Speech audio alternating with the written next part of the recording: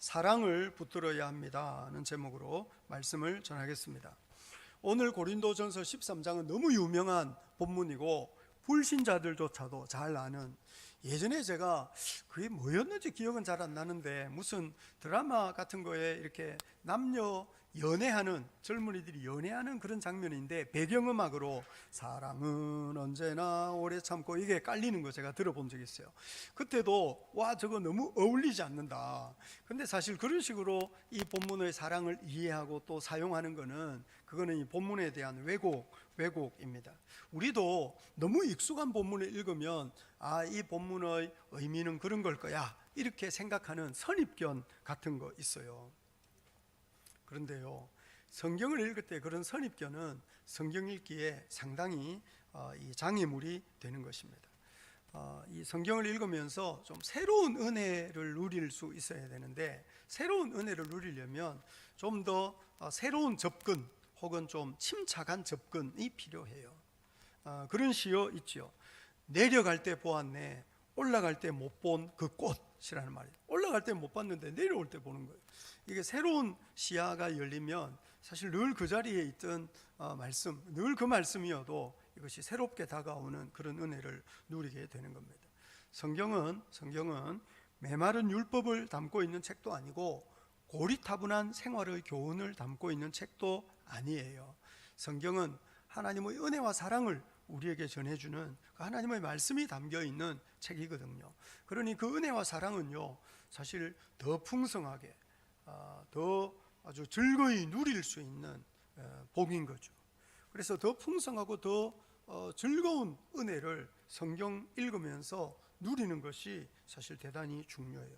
그리고 성경은요, 어떻게 보면 우리 내면이 깊어지면 깊어질수록, 혹은 인생을 바라보는 우리 시야가 더 넓어지면 넓어질수록 더 풍성하고 더 신비한 은혜를 경험할 수 있는 그런 어떤 거대한 저수지 혹은 바다, 풍성한 바다, 깊이 들어가면 들어갈수록 더 멋진 신비를 경험할 수 있는 깊은 바다와 같은 것이 이 성경입니다. 그러니 성경을 그냥 무슨 의무감에 매여 가지고 억지로 읽어내려고 할 것이 아니고, 이거를 좀 여유롭고 풍성하게 누릴 수 있는 방식으로 즐기는 것이 대단히 중요해요. 성경을 찬찬히 읽는 것, 그리고 이 성경을 읽을 때 성경을 통해서 하나님의 은혜와 사랑을 좀 풍족하게 누리려고 하는 그런 기대, 그런 소망을 품고 성경 읽는 것이 필요하다고 하는 거죠. 그리고 성경을 바르게 읽고 제대로 해석해 내려면 문맥을 염두에 둬야 돼요. 더욱이 오늘 고린도전서 13장 같은 이 말씀은 앞뒤 흐름과 문맥이 중요해요. 그래서 어제 저녁에 제가 구역장들 통해서 공지 보낼 때 오늘 본문은 13장이지만 12장부터 14장까지 다 미리 읽어보고 오시라, 이렇게 제가 부탁을 드렸는데, 읽어보신 분 손 들어보세요 이러면 다 서로 시험 들 수도 있겠죠. 언제 한번 손 한번 들어보라고 해야 될 것 같아요. 토요일 저녁에 공지를 보내고 그대로 하신 분 손 들어보세요. 언제 한번. 지금 이게 아주 표정이 난감하신 분들은 그러니까 피차 시험 들 수 있으니까 제가 그렇게 하지 않으려고요. 그렇지만 하여튼 이 성경을 읽을 때 앞뒤의 흐름, 본문의 문맥이 아주 중요해요. 더욱이 오늘 13장은 더더욱 그런 거예요. 12장부터 13장까지, 13장, 14장까지가, 고린도전서 12장부터 14장까지가 고린도 교회 안에 은사에 대한 오해들이 있었어요. 은사 때문에 갈등이 일어난 거예요. 그거를 해결하기 위해서 편지를 쭉 쓰는데, 사실상 그래서 이 고린도전 13장은요, 그 은사와 관련해서 이 본문을 이해해야 되는 거예요. 그래서 본문을 더 잘 이해하기 위해서 고린도전서가 말하는 은사가 뭐냐는 것을 좀 몇 가지 확인해야 될 것이 있어요. 먼저 첫 번째 은사는요, 성령님이 예수 믿는 성도 개개인에게 나누어 주시는 선물을 은사라 그러는 거예요. 고린도전서 12장 11절 한번 보시겠어요? 고린도전서 12장 11절입니다. 자, 같이 한번 읽어볼까요? 시작. 이 모든 일은 같은 한 성령이 행하사 그의 뜻대로 각 사람에게 나누어 주시는 것이니라. 각 사람에게 주시는 거예요. 교회에 단체로 주시는 것이 아니고 각 사람에게 주시는 거예요. 이 각 사람은 누구냐 하면 예수를 구주로 믿는, 예수를 주시라 고백하는 성도예요. 그러니까 예수를 믿는데 은사가 없는 성도가 있을 수 있나요, 없나요? 예수를 믿는데 은사가 없다, 그런 성도가 있을 수 있나요, 없나요? 그런 성도 없어요. 반응을 좀 보여보세요. 고개도 좀 끄덕끄덕, 뭐 기면 기다 아니면 아니다 물어보면 대답이라도 좀 하시고. 여러분, 예수를 믿는데 은사가 없는 성도는 없어요. 왜냐하면 성령님께서 예수 믿는 모든 성도들에게, 각 사람에게 한 사람 한 사람 은사를 주시는 거거든요. 은사는 그래서 성령님이 예수 믿는 성도 한 사람 한 사람에게 나누어 주시는 선물이에요. 그런데 그 은사라는 것은 시대마다, 문화마다, 혹은 교회마다 상황에 따라 다르게 나타날 수 있어요. 고린도전서 12장 8절부터 10절 한번 보시겠어요? 고린도전서 12장 8절부터 10절입니다. 자, 같이 한번 읽어볼까요? 시작. 어떤 사람에게는 성령으로 말미암아 지혜의 말씀을, 어떤 사람에게는 같은 성령을 따라 지식의 말씀을, 다른 사람에게는 같은 성령으로 믿음을, 어떤 사람에게는 한 성령으로 병 고치는 은사를, 어떤 사람에게는 능력 행함을, 어떤 사람에게는 예언함을, 어떤 사람에게는 영들 분별함을, 다른 사람에게는 각종 방언 말함을, 어떤 사람에게는 방언들 통역함을 주시나니. 그래서 은사가 이런 은사가 있을 수 있다. 고린도 교회 안에 이런 은사를 주셨는데, 고린도 교회의 은사는요, 조금 보면 약간 초자연적인, 조금 뭔가 신비한 그런 분위기가 있었던 것 같아요. 이거와 비교가 되는 것이요, 로마서 12장에 보면 로마서 12장 6절부터 8절에 이런 말씀이 있어요. 같이 한번 읽어볼까요? 시작. 우리에게 주신 은혜대로 받은 은사가 각각 다르니, 혹 예언이면 믿음의 분수대로, 혹 섬기는 일이면 섬기는 일로, 혹 가르치는 자면 가르치는 일로, 혹 위로하는 자면 위로하는 일로, 구제하는 자는 성실함으로, 다스리는 자는 부지런함으로, 긍휼을 베푸는 자는 즐거움으로 할 것이니라. 여기에는 긍휼 베품, 다스림, 구제, 위로, 가르침, 섬김, 예언 뭐 이런 식으로 등장하는데, 로마 교회에 주어진 은사와 직분은 조금 더 고린도에 비하면 약간 자연스러운, 덜 초자연적인 뭐 이런 게 있었는데, 물론 이것도 아주 신령한 은사인 거거든요. 그러니 제가 드리는 말씀은 교회마다, 시대마다, 상황마다 은사의 분위기 혹은 모양 다를 수 있다고 하는 거죠. 왜냐하면 은사라는 거는요, 교회를 세우라고, 다른 성도들을 유익하게 하라고 하나님이 우리에게 주시는 선물이기 때문입니다. 그래서 교회의 상황이 다르면 그 다른 상황에 맞는 은사를 하나님이 주시는 거예요. 예를 들면 요즘 예배당에 자꾸 이제 모이지 마라 그러니까 세상이 교회를 박해, 여러분, 교회는 박해를 받고 있는 것이 아니고 우리는 지금 방역 지침을 지켜야 될 필요가 있는 거예요. 그러니 뭐 이렇게 코로나 상황에서 예배당 자꾸 모이면 안 돼 이렇게 말하는 것을 박해로 이해하면 안 되고, 박해라는 거는요 진짜 물리적인, 예를 들면 예배당에 모이면 막 창문으로 돌멩이가 날아 들어오고, 예배 마치고 가는데 막 납치가 되고, 아니면 막 어떤 예배를 드릴 때 무슨 직장에서 해고가 되고, 혹은 뭐 기타 등등 뭐 이렇게 감옥에 가고 뭐 이런, 혹은 죽임을 당하고, 그런 물리적인 박해받는 나라가 지금도 전 세계에는요 60개쯤 돼요. 한 60개 이상 된다. 물리적인 박해. 기독교인은 공무원이 될 수 없고, 기독교인은 학교 선생님이 될 수 없고, 기독교인은 안정적인 직업을 가질 수 없어요. 신분증에 종교를 쓰게 돼 있어요. 그래서 그 신분증을 가지고는 어디 가서도 아무것도 할 수 없는, 그러니까 그런 나라에 사는 기독교인들은 아무도 하기 싫어하는 허드렛 일을 할 수밖에 없는, 그 기독교인으로 살아간다는 것 자체가 평생 그런 짐을 짊어져야 되는 그런 나라들이 있다고요. 지금도 그런 나라들에 있는 교회 안에는 어떤 은사가 있을까요? 그런 사람들은요 담대해요. 겁이 없어요. 예수 믿는 믿음 때문에 자기의 모든 것, 생명이라도 포기할 수 있다, 이런 용기를 가지고 예수 믿는다고요. 요즘 코로나 상황처럼 이렇게 많은 사람이 힘겨워할 때, 그래서 요즘은요 우울한 사람 많다 그러더라고요. 불안과 두려움에 매인 사람 많아요. 이런 상황에서는 위로하는 은사가 많이 나타날 가능성이 있습니다.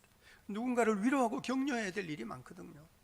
그래서 은사라는 것은요 상황과 시대와 문화에 따라서, 교회의 필요에 따라서 다양하게 주어지는 거예요. 그리고 은사도 여러 가지고, 그 은사를 통해서 드러나는 직분과 사역도 여러 가지예요.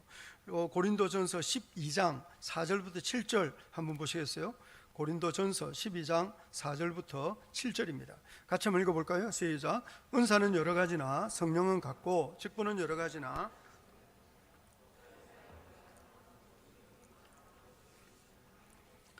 각 사람에게 성령을 나타내심은 유익하게 하려 하심이라. 하나님께서 교회를 유익하게 하고 성도를 유익하게 하기 위해서 이런 다양한 은사, 다양한 직분, 다양한 사역을 펼쳐갈 수 있게 하시는 거예요. 그런데 고린도 교회에는 어떤 문제가 있었느냐 하면 하나님이 이런 여러 가지 은사를 주시고 그 은사를 따라 일하게 하신 거죠. 그런데 사람들이요, 잘난 척하고 싶었어요. 내가 가지고 있는 은사가 더 좋은 은사다, 혹은 내가 그런 은사를 가지고 있기 때문에 나는 더 훌륭한 사람이다, 이렇게 자신을 좀 자랑하고 싶어하는 그런 사람들이 있었어요. 그래서 네 은사가 좋으네, 내 은사가 좋으네, 혹은 내가 더 잘났네, 네가 더 잘났네, 이렇게 힘겨루기 하고 큰 소리치고 그 교회를 어지럽혔던 거죠. 여러분, 사실 모든 은사가요, 교회 안에 다 필요해요. 그런데 한 가지 우리가 잘 생각해야 될 거는, 그 은사를 가지고 있다고 해서, 혹은 그런 직분을 가지고 있다고 해서 그 사람이 더 성숙한 사람이냐? 그거는 아니에요. 이를테면 교회에서요, 제일 드러나는 사람은 목사예요. 목사는 설교하는 직분을 가지고 있는 거죠. 그런데 가르치는 은사가 있느냐? 제가 좀 잘 가르치면 좋은 사람이 적을 텐데, 그죠? 이게 사람을 졸리게 하는 은사는 별로 조금 가르침에는 부족한 것 같아요. 그 은사는 약간 좀 개발해야 될 필요도 있어요. 그래서 저도 안 졸게 하려고 애를 많이 쓰는데, 눈 좀 떠보세요. 자, 여러분. 자, 눈도 뜨고. 그러니까 이를테면 교회 안에는 모든 사람이 목사를 바라봐요. 그렇다고 해서 목사가 제일 성숙하냐? 그렇지는 않아요. 은사와 직분은요, 성숙도를 보여주는 것은 아니에요. 목사가 제일 성숙하기 때문에 설교하는 건 아니에요. 목사는 설교를 하도록 공부를 하고 훈련을 받고 이 직분을 받았을 뿐인 거죠. 그 교회 안에는요, 목사보다 성숙한 성도가 있을 수 있어요. 무슨 목사, 장로, 권사가 교회에서 제일 귀한 직분이냐? 그렇지는 않아요. 모든 직분, 모든 사역은 다 똑같은 거거든요. 그런데 더 성숙하냐, 덜 성숙하냐, 이거는 가늠이 돼요. 뭘로 가늠을 하느냐 하면, 누가 다른 사람을 더 유익하게 하느냐, 누가 다른 사람을 더 잘 섬기느냐, 이런 걸로 가늠이 되는 거예요. 모든 은사가 다 똑같다. 물론 가치의 경중이라는 것은 없어요. 그럼에도 불구하고 고린도전서 12장 31절 보시면, 고린도전서 12장 31절 같이 한번 읽어볼까요? 시작. 너희는 더욱 큰 은사를 사모하라. 내가 또한 가장 좋은 길을 너희에게 보이리라. 더 큰 은사가 있는 거예요. 더 좋은 길이 있을 수 있어요. 남들을 더 유익하게 하는 것이 더 좋은 은사, 더 큰 은사라고 할 수 있는 거예요. 예를 들면 교회 안에서 설교를 하고 하나님의 말씀을 가르치고 배우는, 이거 너무 중요하죠. 그렇지만 제가 설교는 할 수 있지만, 예를 들면 너무 사람들이 불안해하고 너무 두려워한다, 그러면 단순한 설교를 넘어서서 그 불안해하고 두려워하는 사람을 좀 위로하고 격려하는 은사가 더 필요할 수 있어요. 목사는 설교를 하지만 그 설교를 듣고 어떤 사람이 불안해하고 두려워하는 사람을 위로하고 격려하고 용기를 주는 사역을 한다고 하면, 사실 설교만큼 중요한, 어쩌면 설교보다 더 중요한 사역을 하는 거라고 할 수 있겠죠. 이를테면 배고픈 사람이 너무 많다, 지금 못 먹는 사람이 너무 많다, 그러면 설교하고 가르치는 은사, 혹은 위로하고 격려하는 은사, 힘을 내세요, 주님이 함께 하십니다, 뭐 이런 말 한마디보다 더 중요한 거는 음식을 만들어서 먹을 걸 챙겨서 그 배고픈 사람을 먹이는 것이 더 중요하겠죠. 은사라는 거는요, 상황에 따라, 필요에 따라 다양하게 나타난다고요. 그러니 가르치는 은사, 설교하는 직분이 더 중요하냐, 위로하고 격려하는 은사, 그 직분이 더 중요하냐, 아니면 먹을 걸 만들어서 누구 배고픈 사람을 먹이는 게, 이거를 가늠하기는 어려운 거예요. 상황과 필요에 따라서 다양한 은사가 드러난다고 하는 거죠. 그러니 여러분이 가지고 있는 은사가 뭔지 잘 생각해서 그거를 가지고 내가 어떻게 교회의 상황과 필요에 응답하고 어떻게 다른 사람을 유익하게 할 거냐 하는 것을 잘 생각해 봐야 합니다. 은사에 대해서 말하면요, 사람들이요, 내 은사가 뭔지 모르겠다 그럽니다. 자기 은사가 뭔지를 어떻게 합니까? 자기를 들여다 봐가지고는 모릅니다. 은사라는 것은 자기를 들여다 봐가지고는 모르고 다른 사람을 봐야 됩니다. 내가 어떻게 할 때 다른 사람이 유익을 얻고, 내가 어떻게 할 때 다른 사람의 믿음이 자라고, 내가 어떻게 할 때 다른 사람이 예수를 더 잘 믿게 되고, 내가 어떻게 하면 교회가 더 흥왕하고 자라느냐, 이런 질문해야 돼요. 자기를 들여다보는 것이 아니고 옆에 있는 사람 들여다보고, 자기를 들여다보는 것이 아니고 교회를 돌아봐야 자기 은사가 뭔지 알 수 있다는 거죠. 그래서 여러분, 예수를 믿는 사람이라면 은사 없는 사람이 없어요. 그러니 그 은사를 가지고 일을 해야 되는 거예요. 다른 성도를 돕고 섬겨야 되는 거죠. 그런데 안 하면 어떻게 될까요? 안 하면 어떻게 돼요? 안 하면 교회가 마비가 돼요. 안 하면 병이 든다고요. 예를 들면 눈으로 봐야 되는데 맨날 눈 감고 있어요. 그러면 보게요, 손이 움직여야 되는데 안 움직이고 맨날 있어 보세요. 이게 마비가 돼요. 기부사하고 있으면 물리치료 해가지고 막 이렇게 해야 돼. 안 쓰고 있으면 이게 마비가 된다고요. 옆 사람에게 한마디 하시죠. 조금 잔인한 말 같지만 성도님 때문에 교회가 마비되고 있어요. 이렇게. 너무 잔인한, 하지 맙시다. 너무 잔인한 말이다, 그죠? 너무 잔인한 말. 다 가만히 있는 것도 아닌데.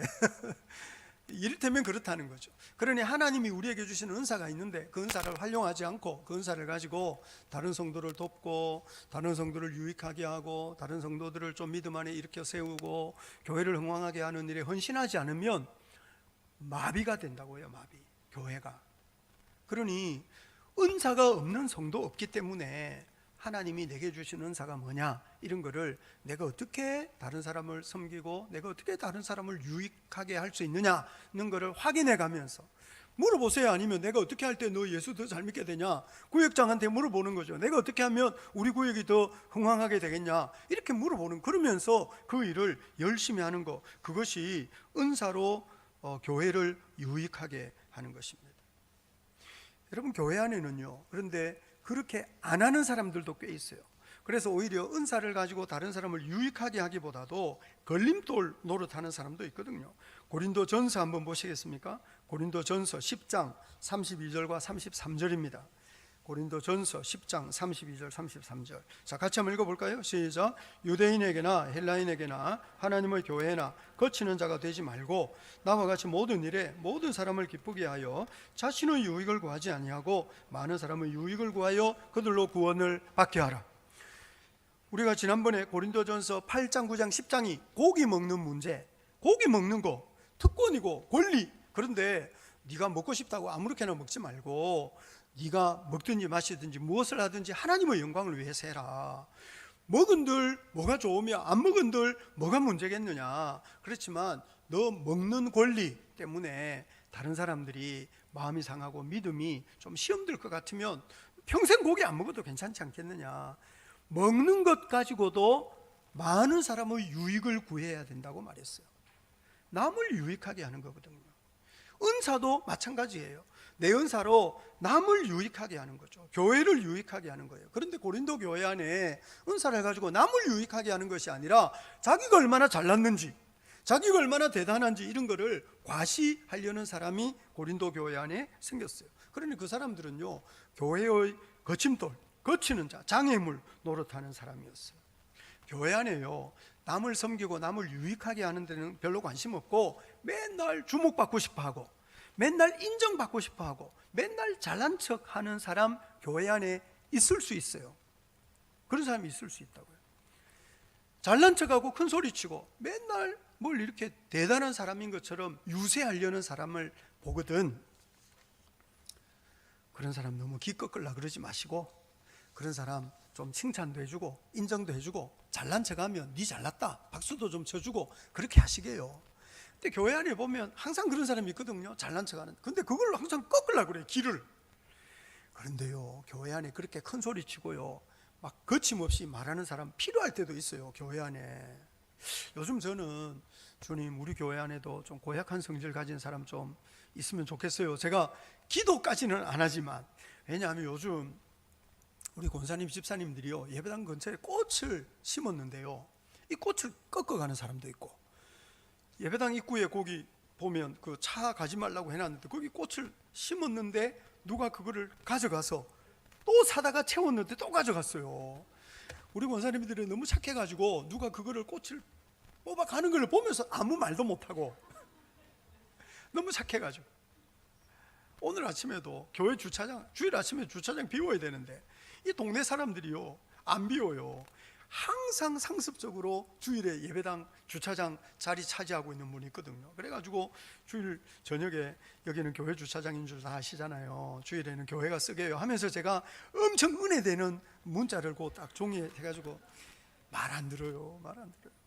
누가 와가지고 주일 아침에 막 전화를 막 이렇게 해야 되는데 목사가 그렇게 할 수도 없고 이거를 어떻게 할 수가 없잖아요.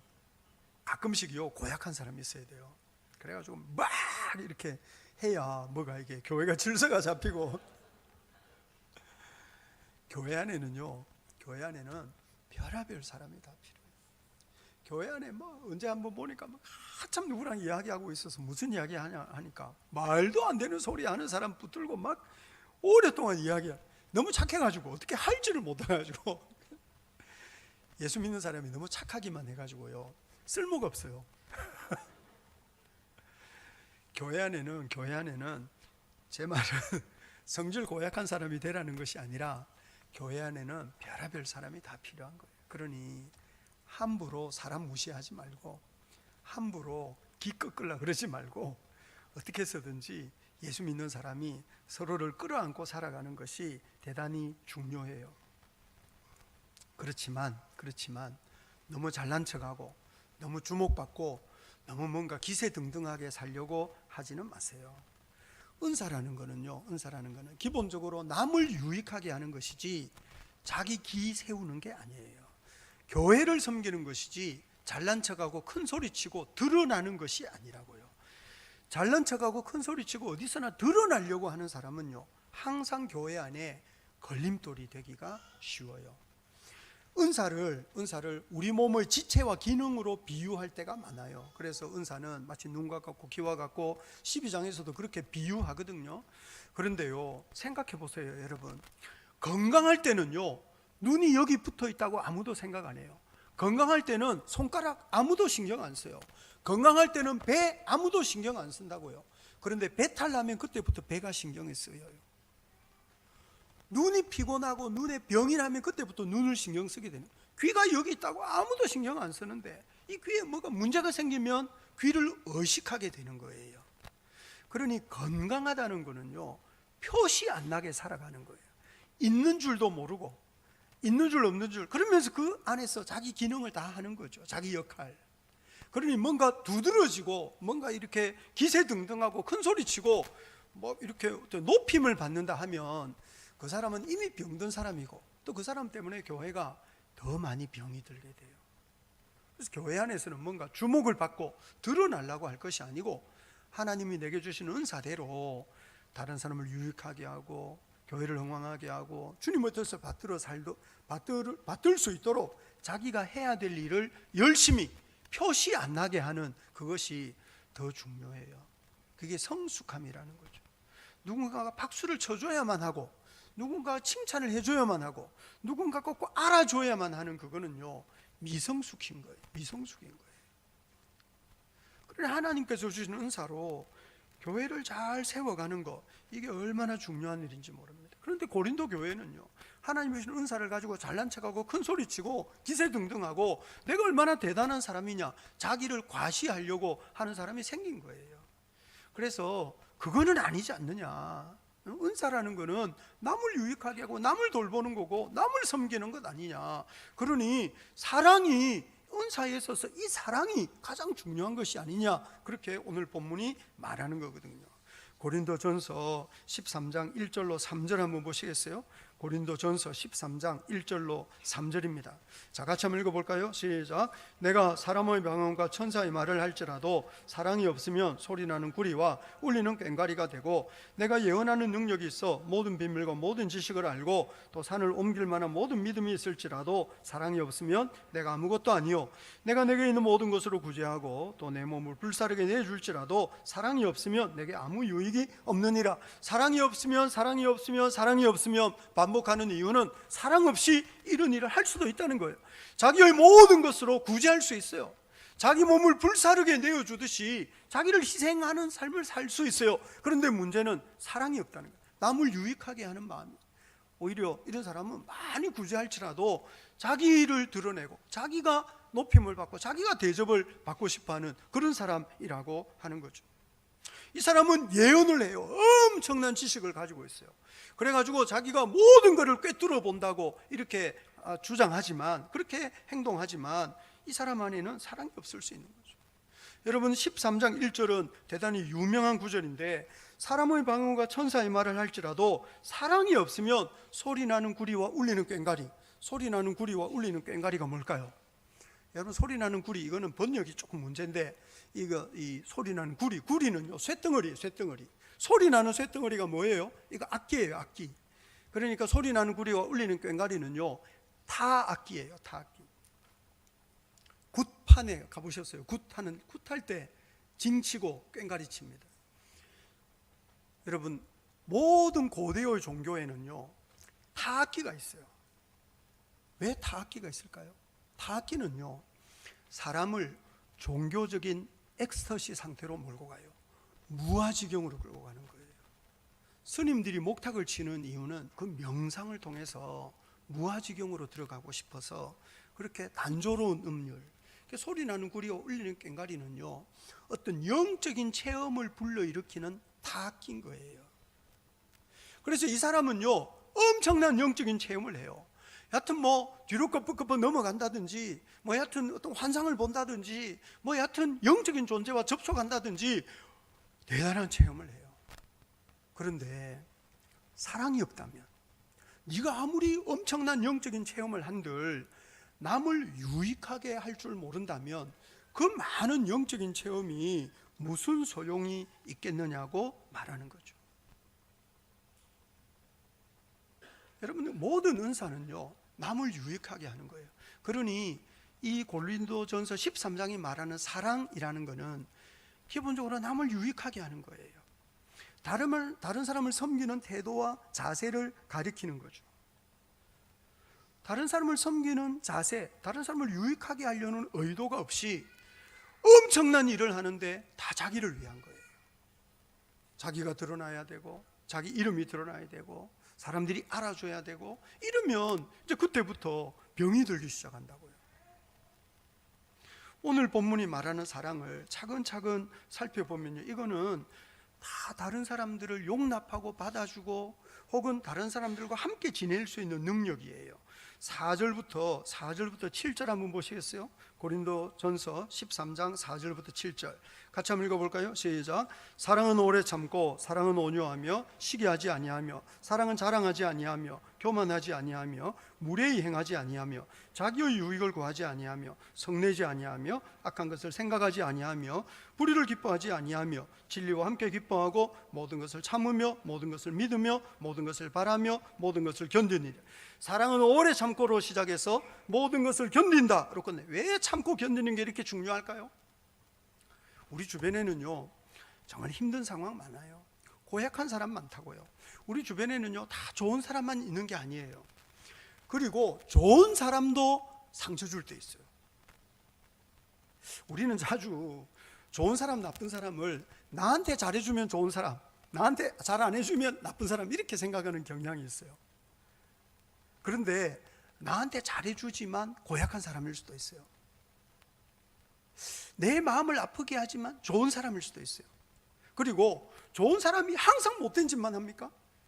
좋은 사람도 나쁜 짓 할 때도 있어요.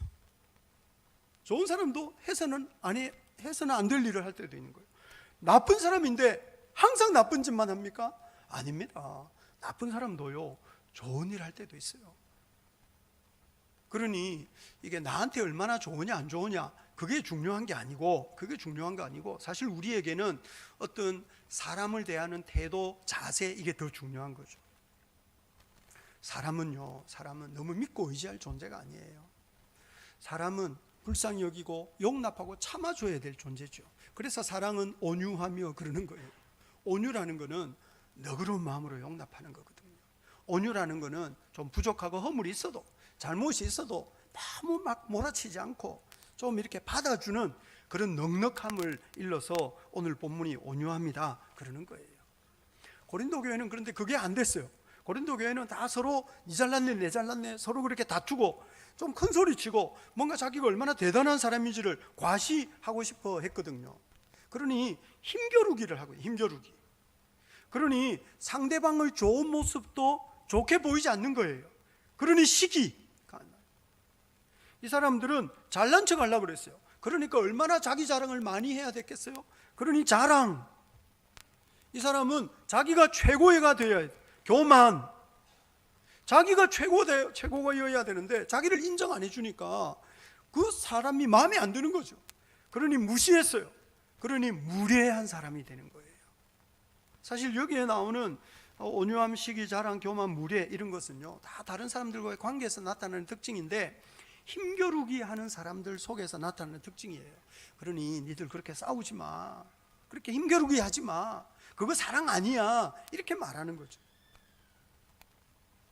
여러분, 우리가 자기가 잘났다고 자기 큰 소리치고 자기가 뭘 지배하려고 그러면요 자기를 인정해 주지 않는 모든 사람이 다 마음에 안 들어요. 그러니 거친 사람이 되는 거죠. 미성숙한 거예요. 사실 오늘 본문은요 우리가 자기를 자꾸 드러내려고 할 것이 아니고 하나님의 말씀의 지배를 받아야 될 것이 아니냐고 말하는 거예요. 오늘 5절과 6절 다시 한번 보시겠습니까? 5절과 6절입니다. 다시 한번 읽어볼까요? 시작. 무례에 행하지 아니하며 자기의 유익을 구하지 아니하며 성내지 아니하며 악한 것을 생각하지 아니하며 불의를 기뻐하지 아니하며 진리와 함께 기뻐하고. 여러분, 진리와 함께 기뻐하는 거는요 본성이 아니에요. 이거는 하나님의 진리가 얼마나 귀하고 가치 있는 것인지 알고 이 말씀에 매여서 자기를 쳐서 복종하는 거거든요. 그런데요 그 앞에 나와 있는 시기, 자랑, 교만, 무례 이런 거는요 다 본성입니다. 사랑이 뭡니까? 사랑은 본성을 따라 행하는 것이 아니고 말씀의 지배를 받는 겁니다. 본성을 따라 행하면 큰 소리 치고 싶어 합니다. 본성을 따라 행하면 자기가 모든 걸 지배하고 싶어 합니다. 아이들 같이 놀 때 보세요. 아이들 같이 놀면요 그 안에서도 힘의 역학관계가 생깁니다. 그래가지고 언제나 큰 소리 치는 놈 생기고요, 뭘 이렇게 여하튼 자기가 뭘 좌지우지하려는 놈이 생겨요. 그래서 네가 잘났네 내가 잘났네 이러면서 싸우거든요. 본성을 따라 행하는 거는요 항상 자기 중심적이에요. 그런데 오늘 본문이 말하는 사랑은 그런 본성 따라가는 것 아니고 하나님의 진리에 메인바된 삶, 어떤 진리에 대한 열정, 이 거룩한 진리에 대한 열정을 가리키는 거예요. 여러분, 그러니 우리가 이 하나님의 말씀에 대한 열정에 매여 가지고 이 말씀으로 자신을 쳐서 복종하면서 그 말씀이 함양하는 덕성, 하나님의 말씀이 우리 안에 길러내는 거룩한 덕성, 그게 남을 유익하게 하는, 다른 사람을 유익하게 하기 위해서 자기 권리를 포기하는, 다른 사람을 유익하기 위해 스스로 짐을 짊어지는 이런 거룩한 덕성이 우리 안에 좀 자라나야 될 텐데, 사랑이 좀 자라나야 될 텐데 고린도 교회에는 그게 없었던 거죠. 그게 부족했던 거예요. 그러니 니들이 아무리 엄청난 은사를 가지고 아무리 대단한 일을 한들 니들 안에 남을 유익하게 하는 그런 기본적인 자세, 사랑이라고 하는 덕성이 자라나지 않으니 그 많은 은사가 다 무슨 소용이 있겠느냐, 그렇게 책망하고 있는 거죠. 사랑은요 본성이 아닙니다. 사랑은, 성경이 말하는 사랑은 말씀을 통해서 배우고 말씀에 메인바된 삶을 살면서 우리 안에서 형성되는 덕성인 거죠. 여러분, 그러니 그 사랑을 길러가는 것이 얼마나 중요한 일인지 모릅니다. 만약에 그 사랑이 없다면 우리가 이 세상에 아무리 대단한 능력을 가지고 있어도 그거 사실 다 별 의미가 없을 수도 있어요. 오늘 본문 9절부터 12절 한번 보시겠습니까? 9절부터 12절입니다. 같이 한번 읽어볼까요? 시작. 우리는 부분적으로 알고 부분적으로 예언하니 온전한 것이 올 때에는 부분적으로 하던 것이 패하리라. 내가 어렸을 때에는 말하는 것이 어린아이와 같고 깨닫는 것이 어린아이와 같고 생각하는 것이 어린아이와 같다가 장성한 사람이 되어서는 어린아이의 일을 버렸노라. 우리가 지금은 거울로 보는 것 같이 미하나 그때는 얼굴과 얼굴을 대하여 볼 것이요 지금은 내가 부분적으로 아나 그때에는 주께서 나를 아신 것 같이 내가 온전히 알리라. 그때가 언제입니까? 그때는 예수님 다시 오시는 재림의 날, 지금과 대조가 돼요. 지금은 이 본문이요 네 가지를 대조해요. 부분적인 것과 온전한 것, 어린아이와 장성한 것, 희미하게 보는 것. 여러분 그 12절에 지금은 거울로 보는 것 같이 희미하나, 우리 거울은 희미하지 않아요. 그런데 2000년 전 거울은 지금 같은 거울 없었어요. 2000년 전에는 제일 좋은 거울이 청동으로 이렇게 스테인리스만 해도 얼마나 깨끗해요. 그 시절에 그런 거 없었다고요. 청동으로 만든 거울, 그거는 아무리 깨끗하게 닦아놔도 희미할 뿐이었어요. 얼굴과 얼굴을 대하여 보는 것과는 비교할 수가 없었다는 거죠. 지금은 내가 아무리 많은 지식을, 영적인 통찰력을 가지고 있다 손 치더라도 그날 온전히 알 것에 비하면 부분적으로 알 수밖에 없는 거예요. 이 본문이 비슷한 이야기를 4번이나 반복하는 이유는 강조하기 위해서 그런 것입니다. 고린도 교회는 자기가 얼마나 많은 것을 아느냐, 자기가 얼마나 엄청난 은사를 가지고 있느냐, 그래서 나는 이만큼 훌륭한 사람이다 큰 소리 치려고 했거든요. 그런데 그거 다 어린아이 같은 수준이고, 그거 다 부분적인 거고, 그거 다 희미한 거고, 그거 다 부족한 거야. 그날에 우리가 경험할 것에 비하면 아무런 의미가 없는 거야. 그렇게 말하는 거예요. 8절 한번 보시겠습니까? 오늘 보면 8절 같이 한번 읽어볼까요? 시작. 사랑은 언제까지나 떨어지지 아니하되 예언도 패하고 방언도 그치고 지식도 패하리라. 이 사람들은 예언, 방언, 지식 자랑했어요. 자기가 예언하고 자기가 방언하고 자기가 많은 것을 꿰뚫어 볼 수 있는 영적인 지식을 가지고 있기 때문에 나는 이만큼 훌륭한 사람이다, 그렇게 자기 자랑하려고 그랬거든요. 그런데 이들이 아무리 엄청난 은사를 가지고 아무리 예언하고 방언하고 해도 그거 결국 다 없어지는 것이고, 사랑은 영원한 거야. 사랑은. 오늘 보면 13절 한번 볼까요? 13절 같이 한번 읽어볼까요? 시작. 그런즉 믿음, 소망, 사랑 이 세 가지는 항상 있을 것인데 그 중에 제일은 사랑이라.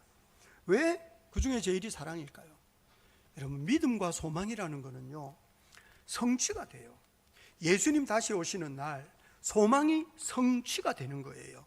예를 들면 연애를 하는 젊은이들이 우리 결혼하자 이러고 결혼을 딱 했어요. 그러면 결혼하자 결혼하고 싶은 소망은 성취가 돼서 더 이상 의미가 없어요.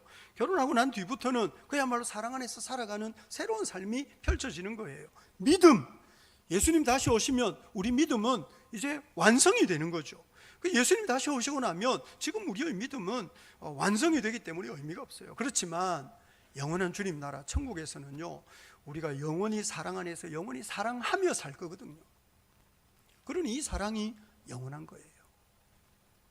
그런데 사랑이 자라지 않았어요. 사랑할 줄 몰라요. 남을 유익하게 할 줄 몰라요. 남을 위해서 헌신할 줄 몰라요. 그러면 사랑이 없는, 사랑을 경험해 본 적이 없는 그런 사람이 천국 생활이 얼마나 힘이 들까요? 여러분, 천국이요 모든 사람에게 다 좋은 곳이 아니에요. 혹시 그런 생각 해보셨어요? 우리는 다 천국 가면 좋을 줄 알아요. 그런데요 천국이 불편한 사람도 있어요. 예배가 귀찮은 사람이 천국 가면 얼마나 힘들겠어요. 생각해 보세요. 예배가 지겨운 사람이 천국 가면 얼마나 힘이 들겠느냐고요. 천국은 예수님이 주인공이세요. 맨날 어디서나 자기가 주인공이 돼야 되고 자기가 보스가 돼야 되고 자기가 모든 걸 좌지우지해야 될 사람이 천국을 가면, 교만한 사람이 천국을 가면 얼마나 힘이 들겠느냐고요. 천국은 다 겸손한 사람이 가는 곳이고 천국은 다 순종할 줄 아는 사람이 가는 곳인데, 순종해 본 적이 없는, 평생 거침없이 자기 하고 싶은 말 다 하고 자기 하고 싶은 일 다 한 사람, 거침없이 살던 사람이 순종하는 사람들이 들어간 천국에 가면 얼마나 힘이 들겠느냐고요. 전에 어떤 분, 목사님 저는 교회를 가면 너무 불편해요 이렇게 말하는 분 본 적 있어요. 예배당 불편해요. 근데 어디 가면 편해요? 자기는 술집에 가면 편하대. 그런데 여러분, 우리는 예배당이 편한데 어떤 사람은 술집이 편한 거죠. 술집이 편한 사람을 천당에 데려다 놓으면 그 천당이 천당일까요? 누구에게나 불편한 자리가 있고 누구에게나 편안한 자리가 있어요. 한평생 예수 믿으면서 사랑이 뭔지 이해도 못하고 사랑이 그 내면에서 이게 좀 길러지지 않았어요. 사랑이라고 하는 덕성이 이게 자라지 않은 거예요. 남을 유익하게 하는 삶을 경험해 본 적이 없어요. 자기를 희생하고 손해보는 거는 한 번도 해본 적이 없어요. 맨날 움켜쥐고 맨날 자기 앞가림만 했어요.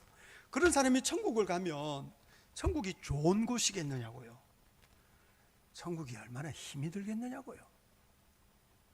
천국은 모든 사람에게 다 좋은 곳이 아닙니다. 천국은 예수 믿는 사람에게나 좋은 곳이고, 천국은 예수님께 순종하는 사람에게나 좋은 곳이고, 천국은 하나님의 말씀에 매인 사람들에게나 좋은 곳이고, 천국은 정말 이 세상에 예수님보다 더 귀한 것 없다 고백하는 사람들에게나 좋은 곳이고, 천국은 십자가의 비밀을 아는 사람들에게나 좋은 곳이지, 세상을 사랑하고 자기 육체와 마음의 원하는 대로 살던 사람에게는 천국은 불편한 곳입니다.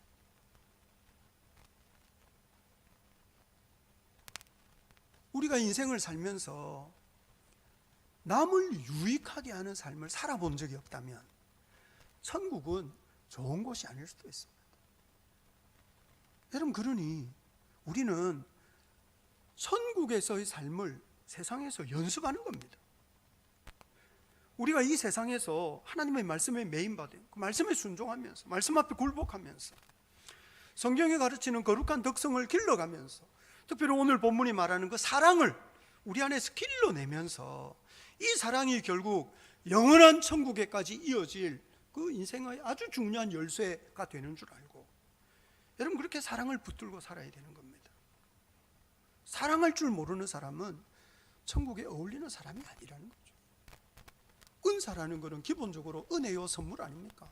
그런데 그런 은사를 받아가지고 하나님이 주신 은사로 잘난 척하고 싶어요. 잘난 척. 하나님이 주신 은사로 자기가 얼마나 대단해, 자기를 과시하려고 그러고, 하나님이 주신 은사로 주님의 뜻을 받드는 게 아니라 자기 뜻을 관철시키려고 그러는 거예요.